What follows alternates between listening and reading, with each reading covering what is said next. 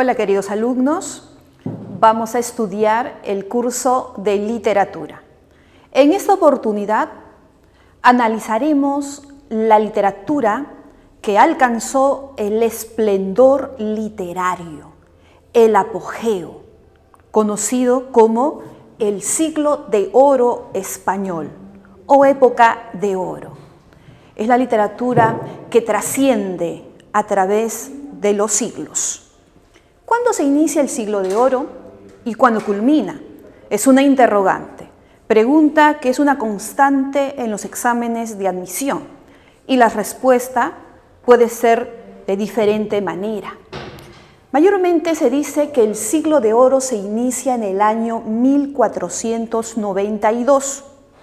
Eso significa con la publicación de la primera gramática en lengua castellana, publicado por Antonio de Nebrija. También se dice siglo de oro porque es el inicio del descubrimiento de América, el oro de América, ¿no? Y culmina en el año 1681 con la muerte del dramaturgo Pedro Calderón de la Barca. También otra de sus respuestas podría ser que el siglo de oro se inicia con el Renacimiento y culmina con el Barroco. O también podría ser que se inicia en el siglo XVI y culmina en el siglo XVII. También podríamos manifestar que el siglo de oro se inicia con la obra del escritor Garcilaso de la Vega y culmina con la obra La vida es sueño. O sea, las respuestas son variadas, ¿no? Esta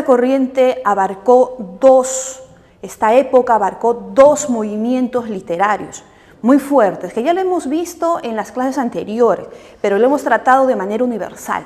Ahora vamos a centrarnos propiamente en España. Vamos a iniciar con el Renacimiento para terminar con el Barroco. ¿Por qué el esplendor? ¿Por qué el apogeo? Porque aquí se cultivó diferentes géneros literarios, desde la lírica, el género narrativo, el género épico y el género dramático o el teatro.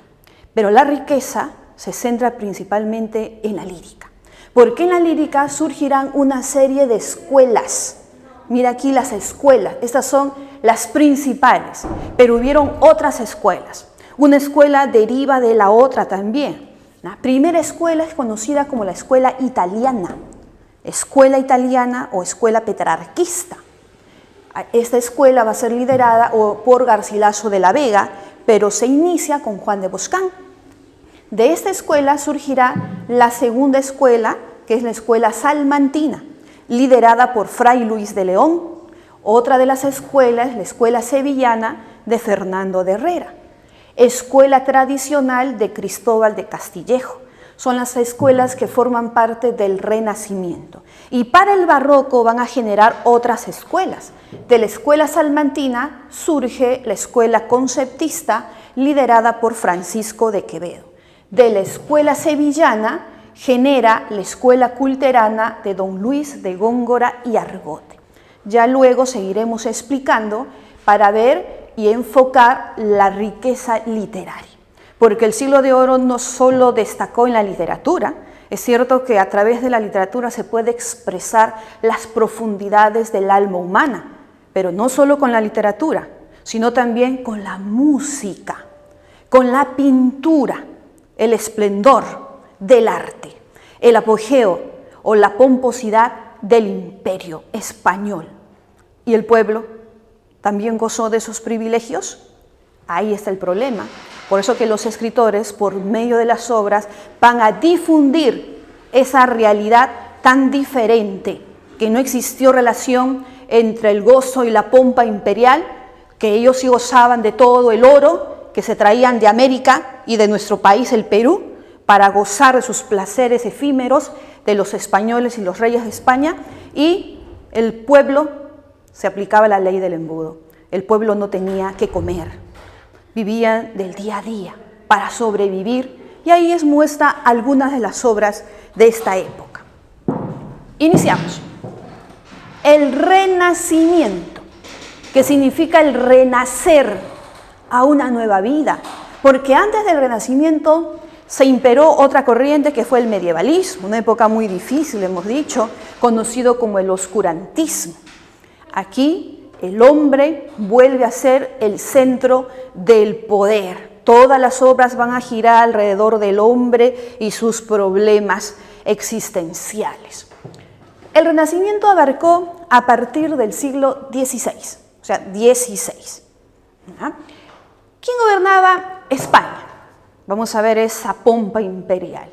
¿Quién gobernaba España? España estaba gobernado por Carlos I de España, o también V de Alemania, y Felipe II. Ellos gobernaban España. Podemos hablar de dos periodos, de dos etapas, o algunos también le llaman el primer Renacimiento y el segundo Renacimiento. El primer Renacimiento presenta influencia europea, es decir, que los escritores, sus obras se nutrían debido al Trecento italiano, y hemos hablado de las figuras del Trecento italiano. Estamos hablando de Dante Alighieri, Francisco Petrarca y Giovanni Boccaccio, principalmente de Francisco Petrarca. Por eso que la escuela, una de las escuelas, recibe el nombre de escuela italiana o escuela petrarquista, ¿no? Entonces, Italia, esos escritores españoles tomarán formas italianas como el soneto. ¿Qué es el soneto? Hemos explicado que es un poema de 14 versos conformado por 2 tercetos y 2 cuartetos, ¿no? Pero no solamente el soneto, sino también el terceto, la octava real, la lira, las estancias.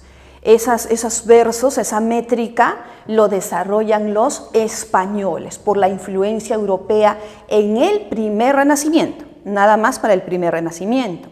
Para el segundo Renacimiento ya la literatura abarca a otros campos, principalmente de la prosa. Ya la lírica se va dejando un poco de lado y se aborda temas en prosa, en narrativa. El segundo Renacimiento está en relación con el apogeo de la Contrarreforma. La Iglesia alcanza un fuerte pensamiento en el pueblo y en la sociedad. El Renacimiento tiene que ver mucho con la primera corriente literaria, que es el clasicismo. Se nutre, no le imita, se nutre del clasicismo, de esos estilos greco-latino. Y como se nutre del mundo grecolatino, de la literatura clásica griega y de la literatura clásica romana, uno de sus rasgos principales es el carácter antropocéntrico.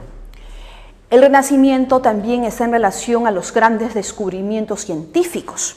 Un gran descubrimiento que aporta a la literatura española es la invención de la imprenta, y otro, el descubrimiento de América por Cristóbal Colón. También la naturaleza, la exaltación de la naturaleza, pero la naturaleza no vista bajo la concepción medieval que Dios lo ha creado todo, no, sino la naturaleza vista bajo la concepción de inspiración. Se debe valorar la naturaleza, esa vida tranquila, en contraposición con la vida bulliciosa de la ciudad. Sobre todo Fray Luis de León será el que más va a hablar de ese locus amenus.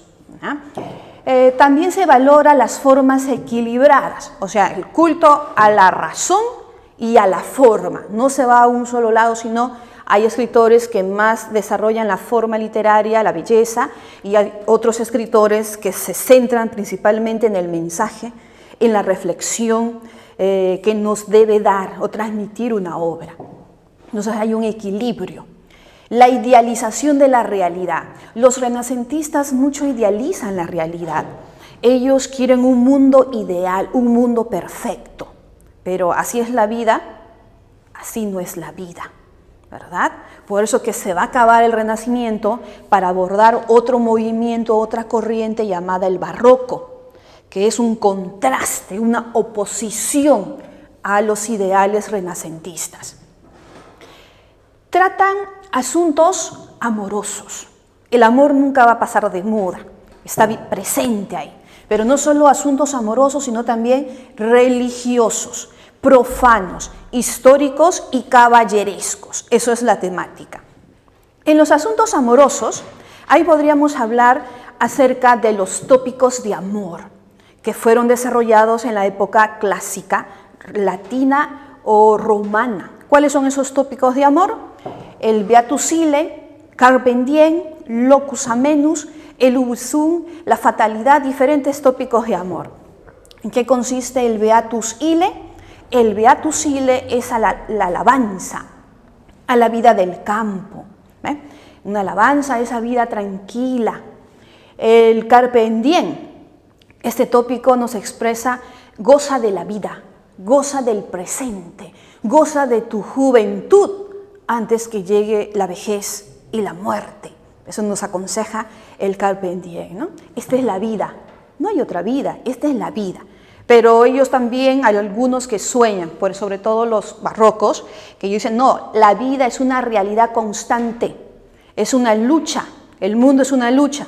Pero ellos son idealistas, pues son muy idealistas, no ven un futuro, sino te exigen que vivas este momento que es único, con todos sus placeres. Locus Amenus. El locus amenus significa el lugar ameno. Hay un lugar bonito en nuestra vida, en donde nosotros vamos a gozar de esa tranquilidad, de esa placidez. Es el lugar que nos permite reflexionar sobre nuestra existencia. Todos debemos tener un locus amenus. ¿Cuál será su locus amenus? Para mí es mi habitación, es nuestro locus amenus.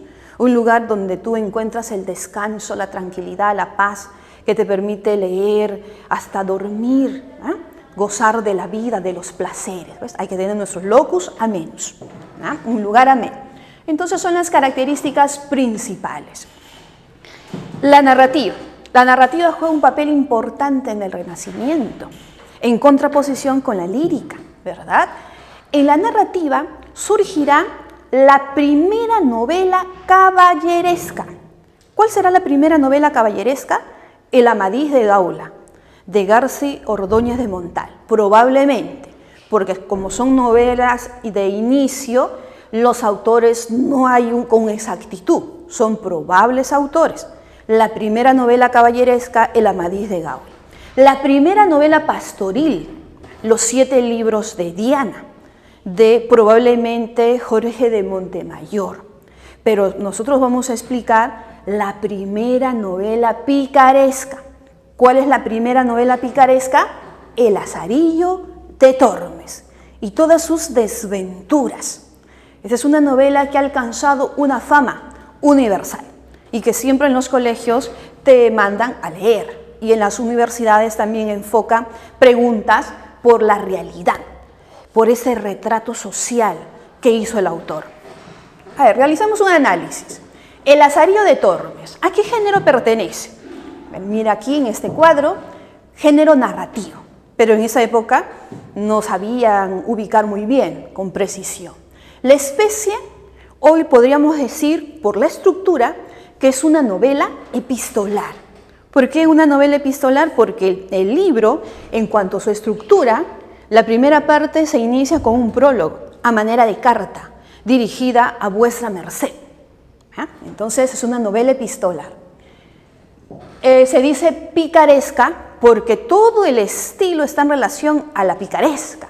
Quiere decir un muchacho que hace de todo para sobrevivir, con sus picardías, sus hechos satíricos, burlescos. Por eso se dice al estilo picaresco o a la picaresca. El autor, anónimo, anónimo. Pero hay una lista de probables autores. En el año 2003, los investigadores manifestaron que el autor de esta obra es uno de los hermanos Valdés, Juan de Valdés. Ya está comprobado, pero todavía España no se atreve a decir que él es el autor y nos sigue diciendo: no, es una novela anónima, se queda en el anonimato porque no quieren darle el valor al escritor, porque el escritor se atrevió a criticar a España, a los reyes de España, a ese Felipe II, que hacía que su pueblo sufra en demasía. Entonces, cuando Felipe II, cuentan pues los investigadores, ese libro llega a sus manos, dice: busquen al autor. ¿Quién ha escrito este libro? y me lo traen para justiciarlo en mitad de la plaza. ¿Tú crees que tú vas a decir, yo lo escribí, su majestad, yo lo hice? No, ¿verdad? Tuvo que esconder su identidad a través del tiempo. Pero tantos siglos han pasado que ahora sí podríamos decir quien escribió esta novela fue Juan de Valdés. Otros decían que era Alfonso de Valdés, porque eran dos escritores de esa época. Otros dicen que es de un tal Diego Hurtado de Mendoza. Hay muchas teorías de Ortega, pero en sí sigue siendo una novela anónima. ¿Cuándo sale publicado? El autor, para que no revelen su identidad, lo publicó en 3 lugares a la vez. Cuando el Imperio Español decía, a ver, ¿dónde salió publicado? Se ha publicado en Burgos, entonces debe ser de Burgos. Lo fueron a buscar a Burgos. No es de, se ha publicado también en Amberes, en Alcalá de Henares. En 3 sitios se publicó al mismo tiempo, en el año de 1554, para distraer nada más y no encontrar y no revelar su identidad. ¿Cuál es la temática? En esa época el ser humano mucho valoraba su honra, la honra de vivir, respetando sus derechos elementales, los derechos fundamentales del ser humano, ¿verdad? Y la pobreza en cual vivía la sociedad. Siglos de oro, pero ¿para quién? Para los reyes. Y el pueblo, nada, ¿verdad? El pueblo no tiene nada. Desfavorecido en todo. El pueblo debía vivir, como se dice, del día a día, como vive mucha realidad de los peruanos, ¿no? Viven del día al día, ¿verdad? No tienen algo seguro, un trabajo, no hay trabajo. Por el problema de las guerras, no hay trabajo, ¿verdad? Entonces, la honra y la pobreza. El protagonista de esta novela es un muchachillo, es un antihéroe. En España se había acostumbrado que el protagonista de las obras sean los grandes caballeros medievales, los héroes, como el mío Cid. Pero aquí todo lo contrario. El protagonista es un pícaro, un muchachito pobre, de padre ladrón y de madre prostituta, porque así nos dice la novela, ¿verdad? Entonces, ¿cómo un muchachillo con esos rasgos va a ser el protagonista de una obra? Si se supone que la literatura también sirve a la clase social, pero aquí el autor trató de rebelarse contra el sistema imperante. Entonces nos propone como protagonista un muchachito, un pícaro de más o menos 14, 16 años, ¿verdad?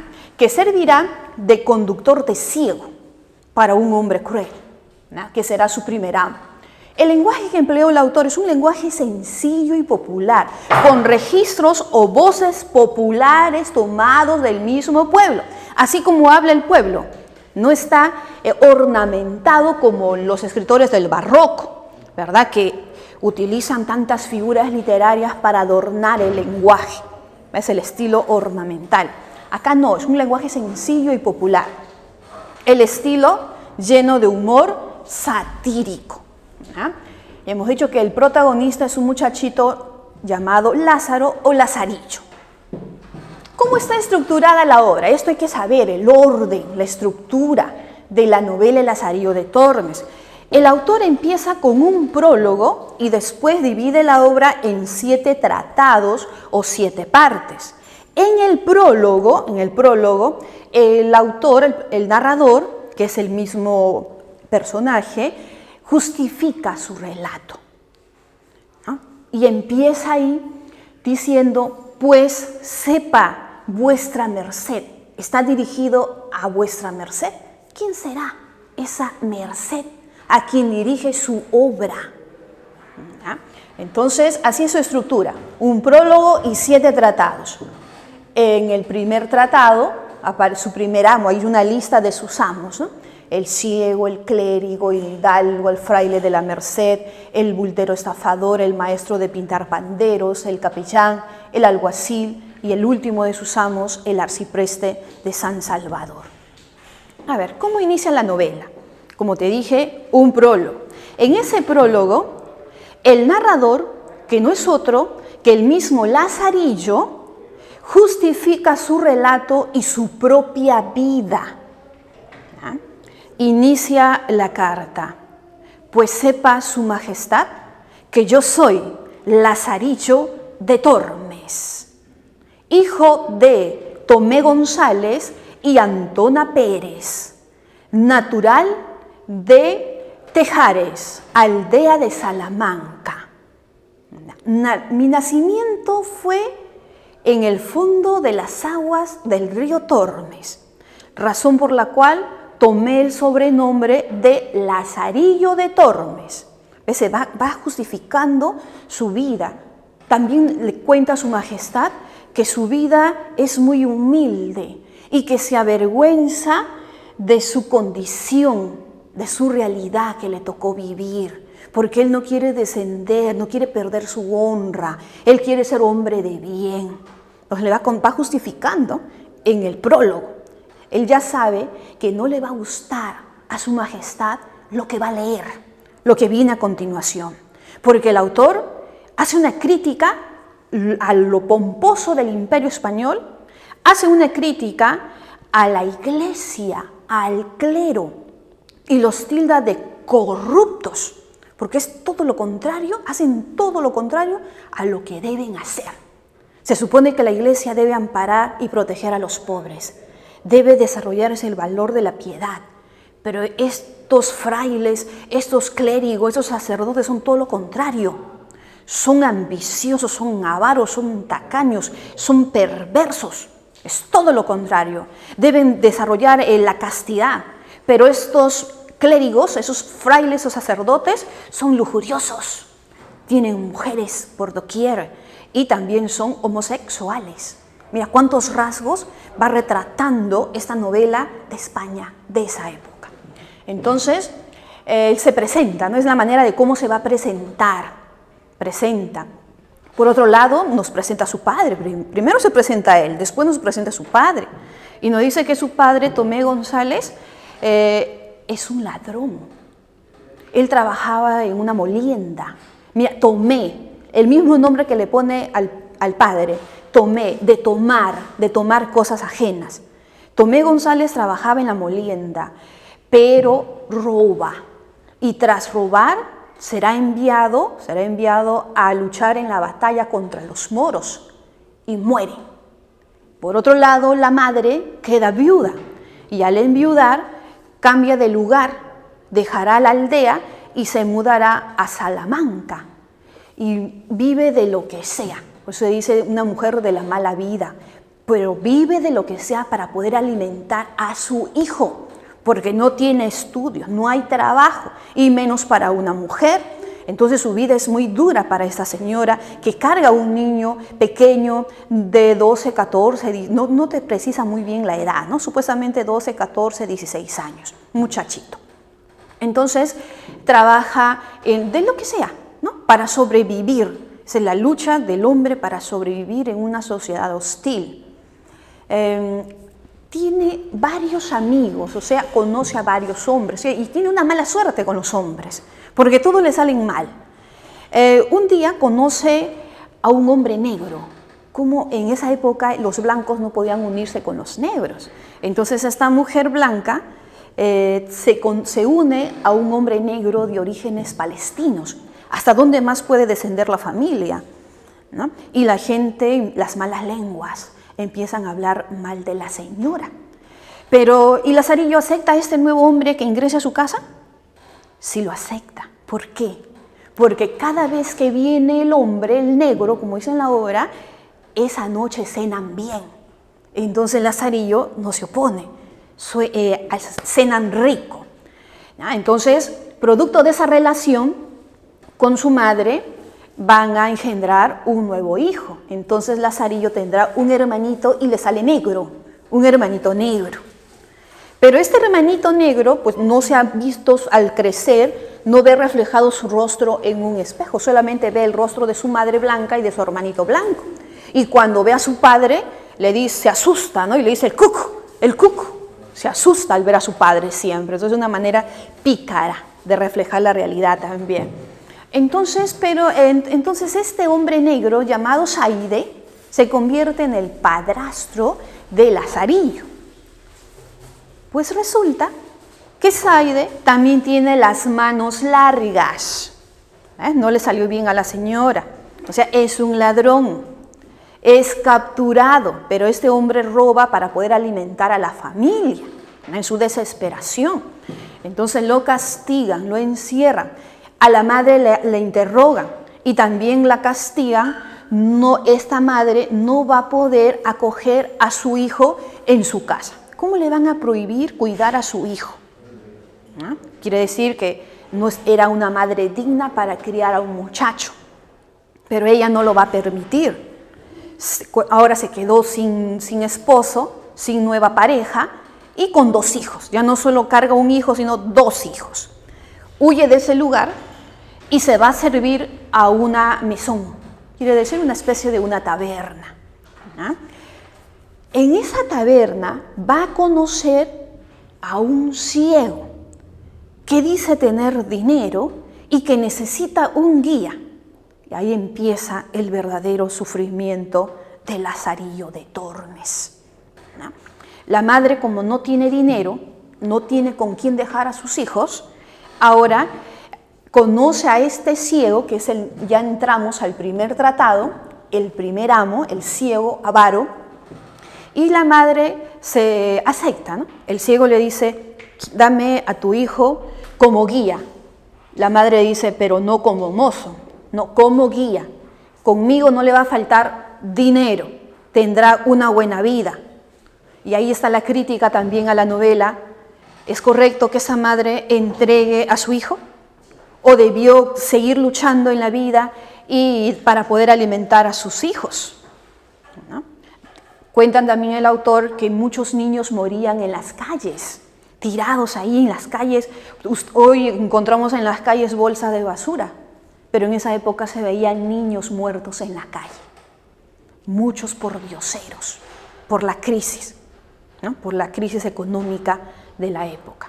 Entonces la madre entrega a su hijo. También en otras lecturas tú puedes analizar o te da a entender que la madre recibió dinero al entregar a su hijo, ¿verdad? Y se van, ¿no? Se va el ciego con Lazarillo. Pero este ciego, este primer amo, es el peor de todos los amos, porque le va a hacer sufrir, no le va a dar de comer, le va a hacer pedir limosna. Pero es justo de lo que limosnean, se deben repartir y deben comer los 2. Pero este ciego no es avaro, no le da nada al muchacho. Le hace pasar días con hambre y le castiga, ¿no? Y él en su desesperación por alimentarse le roba a su amo, ¿no? Le roba y el amo le castiga. Un día dicen, están caminando por los bosques y el ciego le dice, acerca tu cabeza, uno de los episodios, ¿no? Una de sus aventuras, acerca tu cabeza al toro de piedra. Y como Lázaro es obediente, acercó su cabeza al toro de piedra. ¿Y qué le hizo? Y escucha, le dice, escucha dentro del toro de piedra. ¿Y qué le hace su amo? Coge su cabeza y lo estrella contra la piedra del toro. Dice que el dolor le duró más de 3 días. Pobrecito, no, pobre Lázaro. Y después le dijo, necio, aprende que el mozo de ciego debe saber un punto más que el diablo. Supuestamente eran sus enseñanzas, eran las enseñanzas de este ciego. Desde ese día, Lazarillo despertó a la nueva vida. Se acabó su inocencia de Lazarillo. Ya no era un niño que todo lo veía bien. No, acabó su inocencia. Y ahora se convertirá en un hombre. Iniciará también su venganza frente a su primera. Acabó su inocencia y empezó a ser hombre, ¿no? A sus 12, 14 años. Con este ciego va a vivir una serie de episodios. Podríamos contar episodios como el racimo de uvas, la longaniza, la jarra del vino, o sea, diferentes episodios y son de una manera también picaresca, ¿no? A la picaresca, se cuenta a la picaresca. Entonces, el racimo de uvas, dicen que caminaban muchos días y no había que comer hasta que atravesaron unos viñedos. Y un señor, al verlo tan flaco, escuálido, se apiada de él y le regaló un racimo de uvas. Pero como estaban tan maduras, las uvas se desgranaban y él se lo entrega a su amo. El ciego dijo, bueno, vamos a repartirlo, vamos a comer uno a uno, ¿no? Pero eso sí, quien transgreda la orden será castigado. Entonces empezaron a comer un granito, ¿no? Cada uno, uno a uno. Pero hasta que él observa que su amo empezó a comer de 2 en 2, de 3 en 3. Entonces Lázaro dijo, si mi amo está rompiendo la regla, yo también voy a hacer lo mismo, porque como es ciego no me va a ver. Entonces empezó a comer de 2 en 2, de 3 en 3, hasta que su amo se dio cuenta. Pero ¿cómo se dio cuenta si es ciego? Y él le preguntó, ¿pero cómo me has descubierto? Y su amo le dijo, mientras que yo comía de 2 en 2 y yo callaba, dejaba de masticar, tú seguías masticando. Significa que me estabas estafando. Y le da tremenda paliza al pobre Lázaro, porque le engaña. Otra de los episodios en este primer tratado también nos cuenta acerca de la jarra del vino. Su amo era amante del vino, le encantaba beber este licor tan apetecible para muchos. Entonces Lázaro probó y también le agradó, pero su amo no le va a compartir siempre, ¿no? Entonces en su desesperación por el vino tuvo que utilizar la picaresca. Cuentan pues que cuando su amo dormía bien cogido su jarrón de vino, él con una pajita a la distancia lo introducía tipo sorbete y se lo tomaba. Otra de las noches, como su amo dormía bien cargado su jarra de vino, entonces él, con la característica que hace mucho frío, se acoge por sus piernas y al jarrón le había hecho un huequito que tapaba con la cera. Y cuando se dormía, él se iba tomando el vino, ¿no? Tomando el vino. Y un día su amo despierta y trata de tomar el vino y no había. Enfurecido se da cuenta que tiene un agujerito, con el jarrón de vino le rompe la cabeza. Se lo tira en la cara y la sangre salía disparado por todas partes. Le había roto la nariz, le rompió la cabeza, le rompió los dientes. Era muy agresivo este amo. Entonces él dijo que debía escapar, si no su amo lo iba a asesinar. Entonces empleó su venganza. ¿Con cuál era su venganza de Nazarí? Lo llevaba a su amo por los caminos más difíciles. Le hacía caminar por los campos empedrados, por los campos enlodados, ¿no? Para que se ensucie, ¿no? Porque era su Lázaro, su conductor. Un día dijo, debo irme ya. Estaba que llovía y su amo le dijo, busquemos un lugar para descansar.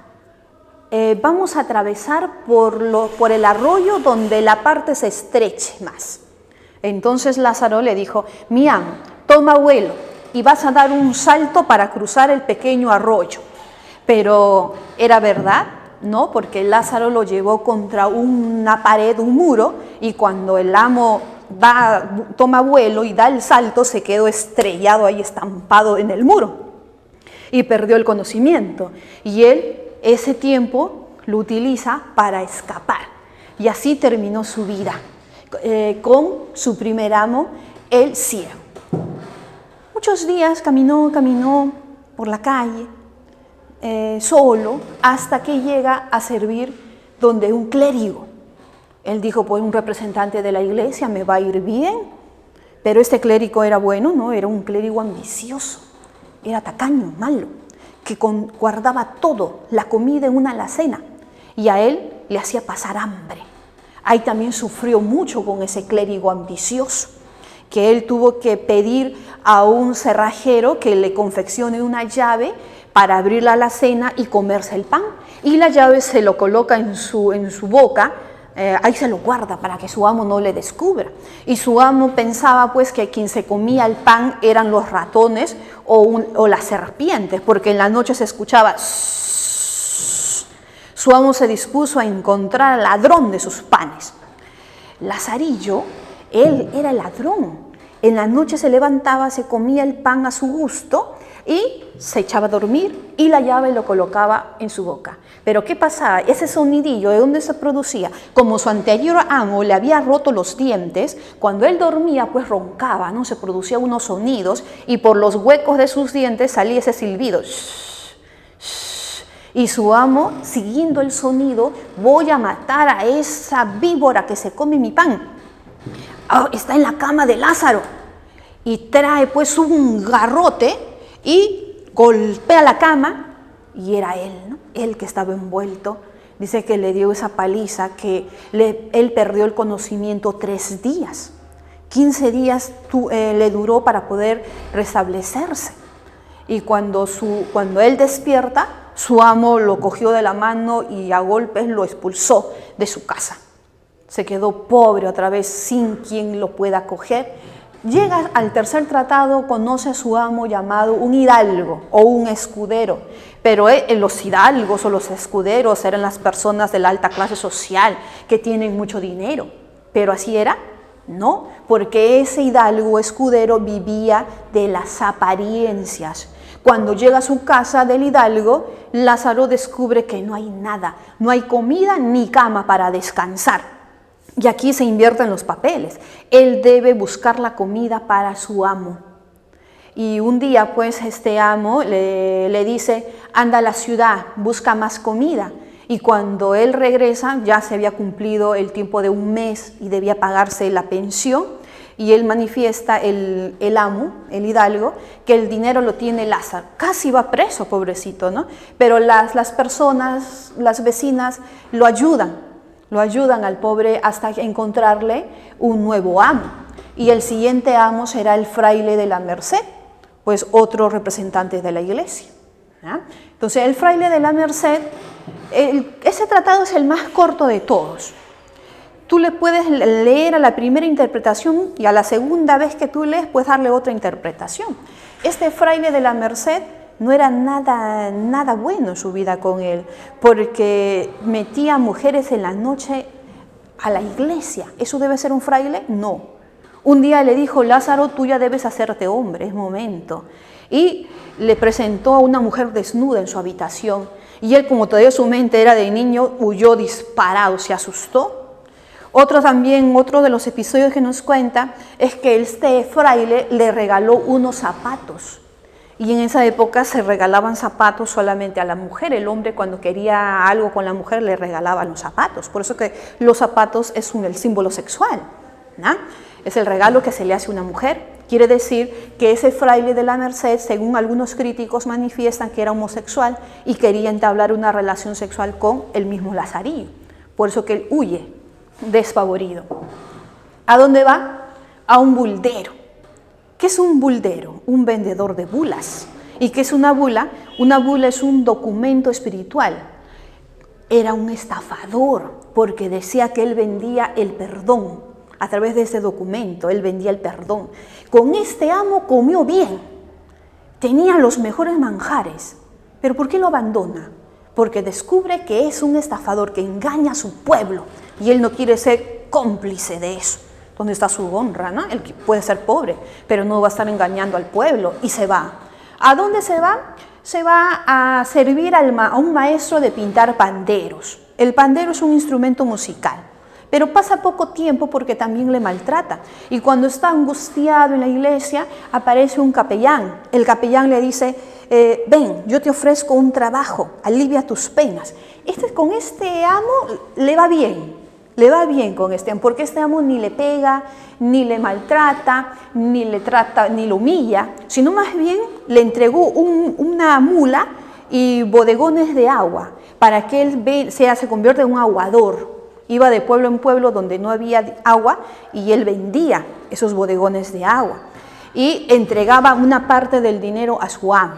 Y el 6º día, o sea, los sábados que trabajaba, su amo le decía, todo ese dinero será para ti. Y el domingo a descansar.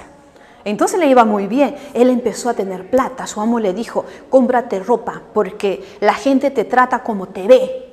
Y aumenta, sale su condición de pobre. Ya va creciendo. Ya estaba más grandecito también. 4 años vivió con el capellán, el tiempo que más vivió con este amo. ¿no? Entonces vive con el capellán.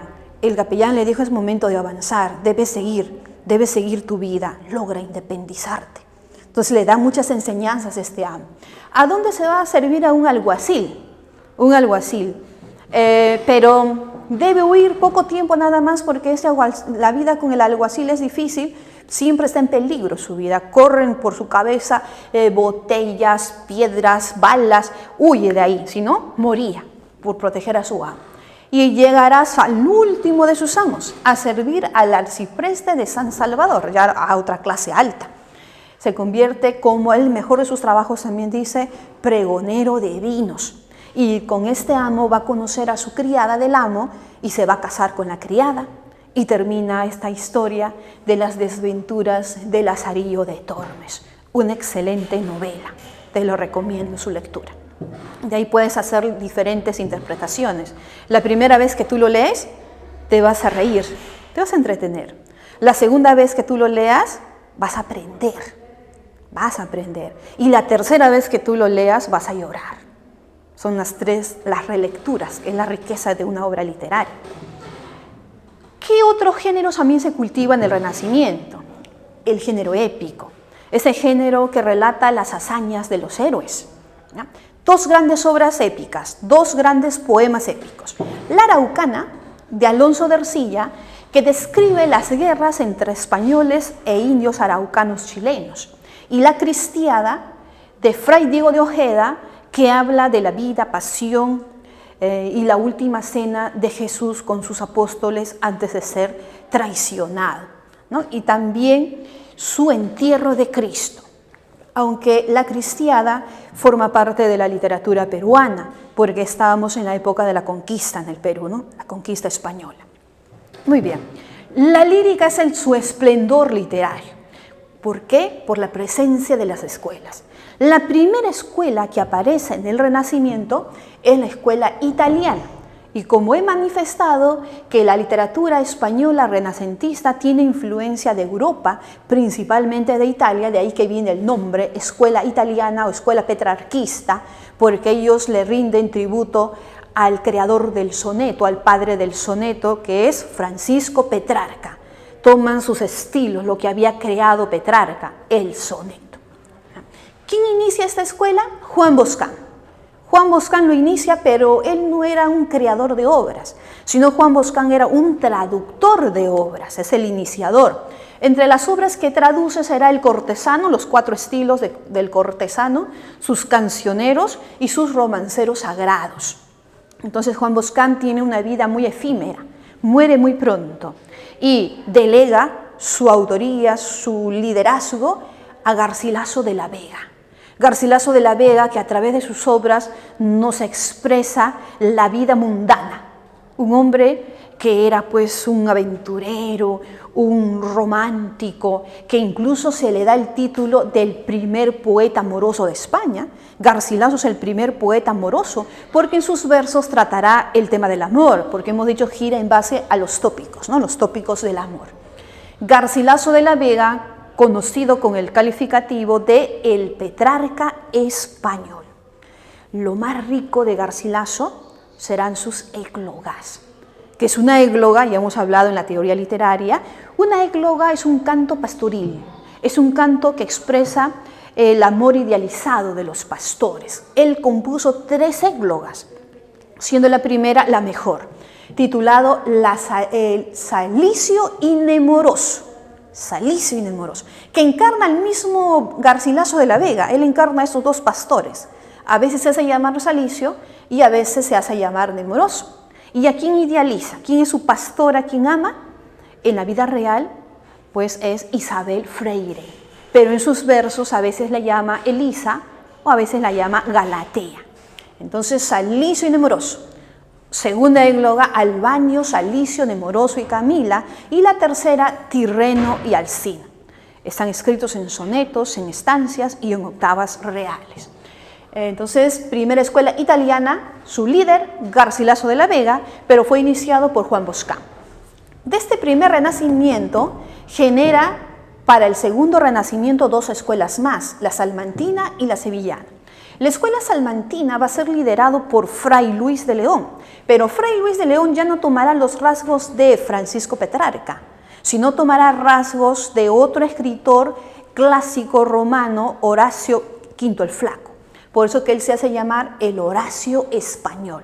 Y no escribirá églogas como Garcilaso, sino odas. ¿Y qué es una oda? Una oda es un canto de alabanza, es un canto de exaltación, es un canto de alegría, de entusiasmo. ¿Qué alaba Fray Luis de León con sus odas? Fray Luis alaba a esa vida del campo, esa vida tranquila. Por eso que él nos decía, qué descansada vida, la que huye del mundanal ruido y sigue la escondida senda por donde pocos sabios han ido. Fray Luis nos dice que el hombre sabio busca un espacio, una tranquilidad para descansar, pensar, reflexionar. Los sabios están en la soledad. En cambio, los mundanos, los ociosos, los que nunca llegarán a nada, entonces ellos están en el bullicio, en la ciudad, en las discotecas. Hay que buscar la placidez de la vida tranquila, que es el campo, ¿verdad? Nuestra soledad para pensar. Entonces aquí van a destacar sus odas como a la vida retirada, a Nuestra Señora, Noche Serena, en la lírica. Pero también cultivó la prosa. En la prosa escribió La perfecta casada, las virtudes de la mujer en un matrimonio, una mujer digna. Los nombres de Cristo, analiza la Biblia y nos dice cómo Dios se refiere a su Hijo, cómo le llama en la Biblia, una lista de nombres. Pero él también, como era tan sabio, tradujo un libro prohibido, El Cantar de los Cantares. Y debido a este libro, que era prohibido en su época, terminó cerca de 5 años en prisión. ¿Por qué? Porque había alcanzado la popularidad y otros colegas envidiosos lo acusaron frente al Concilio de Trento por haber traducido este libro y fue preso. Y él, como era un hombre de honor, no tenía esa malicia. Cuando sale en libertad, sus alumnos le esperaban para escuchar sus palabras y él inmortalizó la frase, como decíamos ayer, sin odio, sin rencor, y siguió su vida adelante. Fray Luis de León, una vida de santo. Escuela sevillana. La escuela sevillana deriva de la escuela italiana. Tiene los mismos rasgos en destacar principalmente la forma literaria, la belleza, mientras que la escuela de Fray Luis más abordó el fondo, el contenido, el mensaje, la reflexión, la didáctica. Fernando de Herrera va a liderar esta escuela, el divino. Igual que Garcilaso, ambos van a hablar del amor de una mujer, van a idealizar a una mujer. Si Garcilaso idealiza a Isabel Freire, su corazoncito, de Fernando de Herrera, su corazón pues será la condesa de Gelbes. Son amores prohibidos, porque la condesa de Gelbes estaba casada, entonces él se enamoró de alguien prohibida, igual que Garcilaso de la Vega de Isabel Freire. Por eso que su literatura está dedicada a rendir homenaje a la condesa de Gelbes. 46 poemas de amor le escribió a la condesa, formando parte de su colección de poesía amorosa. Y solamente 4 canciones. Esas 4 canciones le sirvió, fue suficiente para él ubicarlo como un maestro del siglo de oro. Dentro de esas canciones, la canción por la victoria del Lepanto, de esas guerras, en donde Miguel de Cervantes más adelante perderá la inmovilización de uno de sus brazos y sus enemigos le van a tildar el manco de Lepanto. La canción por la pérdida del rey Don Sebastián, entre sus canciones. Para el barroco, después del Renacimiento, viene la otra corriente, que es el barroco. Surgirá ya en el siglo XVII. Para esta corriente del barroco hay 2 escuelas más. Van a derivar. La conceptista y la culterana forman parte del barroco. ¿Que derivan de dónde? La conceptista deriva de la salmantina y la culterana deriva de la sevillana. Son escuelas contradictorias, porque los líderes eran enemigos. Se convirtieron en enemigos por defender su escuela. ¿Quién lidera la escuela conceptista? Francisco de Quevedo, él lidera la escuela conceptista. Francisco, el juvenal español, el poeta satírico, el moralizador de su tiempo. Él quiso ser un moralizador, un escritor muy profundo, muy sarcástico, pero muy serio. Imagínate, lo sarcástico y lo serio, una mezcla de los dos, la profundidad de sus obras. Retrataba lo malo de la época también. ¿no? Francisco de Quevedo con su colección de cuentos llamado Los Sueños, y la segunda novela, La Picaresca. Así como había surgido El Lazarillo de Tormes, él va a seguir hablando de esa misma temática de ser un retrato social en la segunda novela picaresca llamada La historia de la vida del Buscón, llamado Don Pablo, el Buscón. ¿Quién era el Buscón? Parecido al Lazarillo, pues. El Buscón era ese personaje que hacía de todo para sobrevivir, porque la sociedad, hemos dicho, no le daba nada. Entonces vivían del día a día, se buscaba la vida, es por eso el Buscón. Se buscaba la vida para sobrevivir, siendo un ladrón, siendo un truán, haciendo de todo, engañando, estafando. Esos eran los buscones de la época, ¿no? Y en la escuela culterana, liderada por don Luis de Góngora y Argote, el ángel de la luz y el ángel de las tinieblas, un hombre pues que se consideró enemigo de Quevedo, pero muchos escritores lo atacaron a Góngora, no le agradó su estilo, porque él escribía una literatura erudita, una literatura cerebral y compleja. Así era la literatura de Luis de Góngora, y Góngora decía: yo solo escribo para gente culta, y si no me entiendes, es porque no eres culto. Era su manera de defenderse, de atacarse. Ya nacerá en España una nueva generación que entienda mi estilo. ¿Pasó o no pasó? Sí pasó, pero después de 300 años de la muerte de Góngora. Góngora fallece en 1627.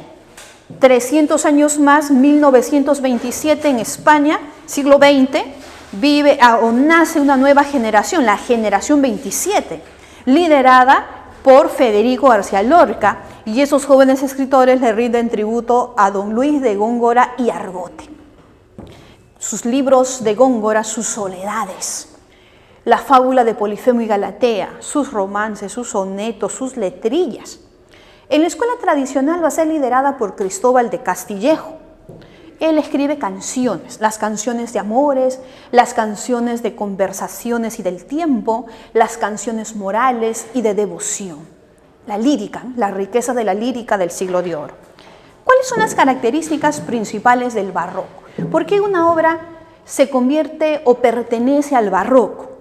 Porque las obras aquí serán muy adornadas con las riquezas o los recursos literarios, que vienen a ser las figuras literarias. Entonces el escritor se preocupa para adornar su obra. Ya no serán como los renacentistas, solamente idealizar, ¿no? O lenguaje sencillo, ya no. Acá ellos van a utilizar la riqueza de estos recursos literarios, una complejidad. Figuras muy difíciles, como las metáforas, imagen, el hipérbaton, que es el desorden. ¿Quién utilizó cuál de los dos? Quevedo o Góngora utiliza esas figuras, metáforas, imagen y hipérbaton. Eso fue de Góngora. Mientras que la antítesis, el hipérbole y las palabras homónimas era el estilo preferido de Francisco de Quevedo. Todo hablaba en doble sentido, en una contraposición de ideas, ¿verdad? Y como te dije, los dos eran enemigos. Quevedo y Góngora, como ambos eran genios, empezaron a atacarse escribiéndose versos.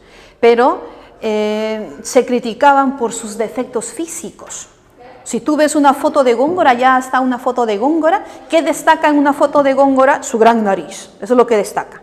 Su gran nariz. Y tiene también su mentón muy largo, ¿no? Entonces Quevedo escribirá una sátira contra Góngora y su defecto. Érase una vez una nariz pegado. Érase una nariz superlativa, érase un elefante boca arriba, éranse las 12 tribus de narices, éranse una sátira, una burla, ¿no? Son las características del barroco, se centra principalmente en la complejidad de los recursos literarios. También ya los escritores asumen una visión pesimista de la realidad, ya se van en contra de esos ideales renacentistas que habían fracasado en el tiempo. Más bien se centra en una preocupación por este momento que se acaba, que es fugaz la vida, ¿no? Y hay que hacer mucho para mejorar. En la narrativa, ¿quién destacó en la narrativa? En la narrativa, aquí vamos a encontrar a uno de los genios de la literatura universal, Miguel de Cervantes Saavedra, el Boccaccio español, el creador de arquetipos humanos universales. Creó ese personaje llamado el Quijote, que representa el idealismo, y al personaje Sancho Panza, que representa el materialismo, es arquetipos humanos. Miguel de Cervantes Saavedra, su primera novela que escribió fue una novela pastoril llamada La Galatea, en donde trata los amores de los pastores, Elicio y Erasmo, que ambos pastores aman a la misma muchacha que es Galatea. Pero empieza su fama de Cervantes con las novelas ejemplares, que es una colección de 12 novelitas cortas, entre las que destacan, todas tienen una enseñanza, una moral: La gitanilla, El celoso extraño, Rinconete y Cortadillo. En Rinconete y Cortadillo son dos muchachos pícaros que se van a convertir en ladrón para poder sobrevivir. Pero sin duda, la mejor novela es una novela caballeresca llamada El ingenioso hidalgo Don Quijote de la Mancha, que está dividida en dos partes, ¿no? La primera parte, publicada en 1605, la segunda en 1615. Mira cuántos años pasó para escribir la segunda parte. Incluso salió una versión apócrifa en 1614, firmado por un tal Alonso de Avellaneda, que era su gran amigo de Cervantes, que es Félix Lope de Vega, porque él no se demoraba en escribir la segunda parte. Es una gran obra, y aquí lo que más destaca son las aventuras, ¿no?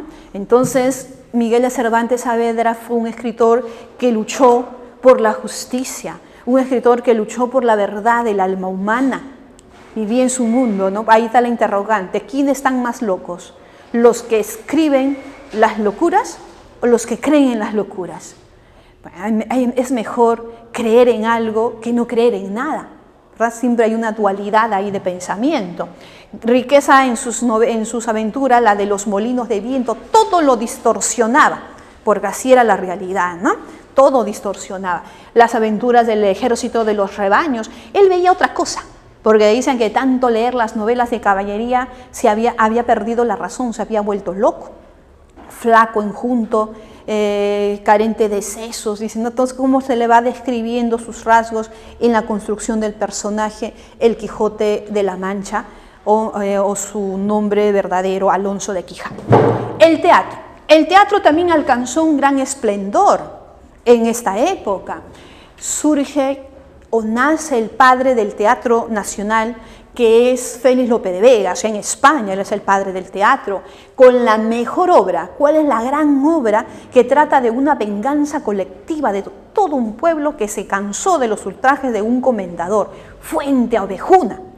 La venganza colectiva, el pueblo cansado de las humillaciones de este comendador Fernán Gómez de Guzmán, que atropellaba los derechos de las mujeres y había ultrajado a la hija del alcalde, a Laurencia, pero ella no era pues como todas las muchachas que se quedó llorando su pena, sino buscó una reparación de su honra. Alección al pueblo. Ese monólogo de Laurencia es tan hermoso, el monólogo de Laurencia, que critica hasta a su padre y a todos los hombres, ¿no? Porque recién se estaba casando con Frondoso, y este comendador, como estaba obsesionado con ella, se llevó a Frondoso para colgarlo, y a ella la ultrajó y la maltrató. Ella se escapa de su encierro y pide reparación de su honra. Se dirigen a la casa del comendador y le cortan la cabeza. Y la cabeza lo pasan por todo el pueblo. Y cuando los reyes de España enviaron a los pesquisadores a interrogar ¿quién mató al comendador?, la respuesta era una sola: Fuente Ovejuna, señor. ¿Y quién es Fuente Ovejuna? Todos a una, señor. El pueblo lo hizo. Cómo la unión, la solidaridad permitió que ningún habitante de Fuente Ovejuna sea asesinado. Entonces, una novela con mucha enseñanza, hay fuertes valores arraigados. Pero aparte de Félix Lope de Vega y su genial drama, porque es el creador del drama, también apareció Tirso de Molina, que destacó por ese personaje del mujeriego, aunque el personaje del mujeriego de Don Juan ya había sido creado antes. Lo había creado Molière con su obra Don Juan. También lo desarrolló en el romanticismo José Zorrilla y Moral, don Juan Tenorio. Y Tirso de Molina lo va a desarrollar a través del burlador de Sevilla. Un burlador era un hombre mujeriego que iba burlándose de la honra de las muchachas. Les ofrecía matrimonio solamente para la promesa, la pruebita de amor, y cuando cumplía su objetivo las abandonaba a las muchachas. Pero nada hubiera pasado si este burlador no se hubiera burlado de una niña de alta sociedad. Pero si se burlaba de las chicas del pueblo no pasaba nada. Entonces ahí recibirá su castigo el burlador, ¿no? El famoso don Juan, el mujeriego. Y termina el siglo de oro con Pedro Calderón de la Barca. Pedro Calderón de la Barca, el monstruo del ingenio. Él, a diferencia de Lope, va a cultivar un teatro religioso, filosófico, al estilo culterano, o sea, al estilo de Góngora, muy adornado. Mientras que Lope de Vega desarrolla un teatro histórico, nacional y popular, porque él retrata los problemas de una sociedad, mientras que la literatura de Calderón sirve más a la clase alta. Él también es el cultivador de los autos sacramentales. Los autos sacramentales son piezas de teatro que se caracterizan por el contenido alegórico, quiere decir muchos símbolos. Se coge un pasaje bíblico y se representa en un escenario. Su más grande auto sacramental, el Gran Teatro del Mundo. Pero sin duda la obra principal de Calderón de la Barca será La vida es sueño, en donde encontramos el famoso monólogo acerca de ¿qué es la vida? ¿Qué es la vida? Un frenesí. ¿Qué es la vida? Una ilusión, una sombra, una ficción, que el mayor bien es pequeño, que toda la vida es un sueño, y los sueños, sueños son. Ahí está la constante pregunta del protagonista, que es Segismundo, un muchacho que desde su nacimiento recibió un castigo injusto. Su padre mandó construir una celda apartado del castillo y ahí vivió encerrado como un animal. ¿Y por qué? ¿Por qué el rey de Polonia, su padre de Segismundo, hizo eso? Por sus creencias. Porque él creía, según los oráculos le habían dicho, que ese niño iba a ser causante de males. Que cuando iba a nacer, su esposa, la reina, iba a morir en el parto. Que el cielo se iba a oscurecer y iba a caer una lluvia de pájaros muertos. Y cuando él creciera, se le iba a rebelar, lo iba a humillar delante de su pueblo. Entonces esa era la predicción, y el padre cree en esos oráculos y castiga a su niño. Él va a crecer encerrado, en donde él mismo se pregunta, es el libre albedrío, ¿no? El destino, la predestinación del hombre. ¿Para qué ha nacido? ¿Para qué viene el hombre al mundo? ¿Para sufrir los tormentos? ¿Para vivir encerrado? Él se pregunta y se responde, ¿no? ¿Qué delito he cometido? Y llega a la conclusión final, haber nacido. Nada más, ¿no? Es una gran obra, La vida es sueño. Muchísimas gracias, lean por favor estas obras que siempre son las preferidas para los exámenes de admisión. Y nos vemos en la siguiente oportunidad. Hasta luego.